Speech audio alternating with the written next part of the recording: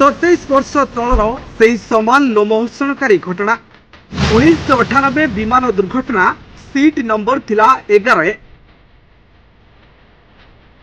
सेबे bunchy थिले रुआंग साक लोइचु साक आउ एबे विश्वास कुमार कौन रही सीट नंबर 11 रो विशेष खासियत। अहमदाबाद विमान दुर्घटना परे खबर शिरोनामा जड़े व्यक्ति विश्वास कुमार रमेश कारण विमान में 242 जन मध्यरु रमेश ही एकमात्र व्यक्ति जी बंची जाइथिले। रमेश को सीट नंबर थिला 11। इस सीट विषय एक आकर्षणीय सूचना एवं सामना को आसी। प्रकृत में जितेबाला थाई गायक एवं अभिनेता जेम्स रुआंगसाक लोई चुसाक जानिबा को पाइले जे अहमदाबाद विमान दुर्घटना रे सीट 11 रे बसिथिबा व्यक्ति बंची जाइछन्ती से जानी बहुत आश्चर्य होइबेले कारण 27 वर्ष पूर्वे से मध्य सीट 11 रे बसिथिले एवं विमान दुर्घटना रो बंची जाइथिले।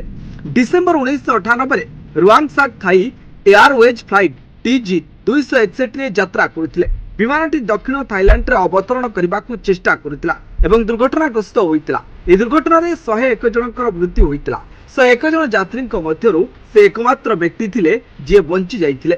हे मध्य सीट 11 रे बसिथिले। से कहिथिले जे एई दुर्घटना परे मु एते आघात पाइथिली जे प्राय 10 वर्ष पर्यंत मो विमान रे यात्रा करि नथिली।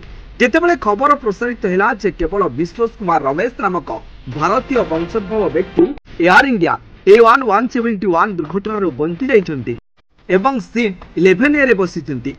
रुआंगसाक 11 सीट रो नाम सुनी आश्चर्य होइतले। से तांको सोशल मीडिया पोस्ट रे लिखिछन्ती जे भारत रे विमान दुर्घटना रो बंचिथिबा व्यक्ति मध्य सेही सीट रे बसिथिले जोंथरे मु 27 वर्ष पूर्वे बसिथिली अर्थात 11 रे।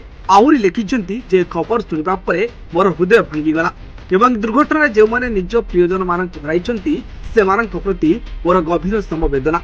रुआंगसाक कहिथिले जे जेतेबेले मोर विमान दुर्घटनाग्रस्त होइतिला ओ भावप्रवण भावरे बहुत दुर्बल थिले।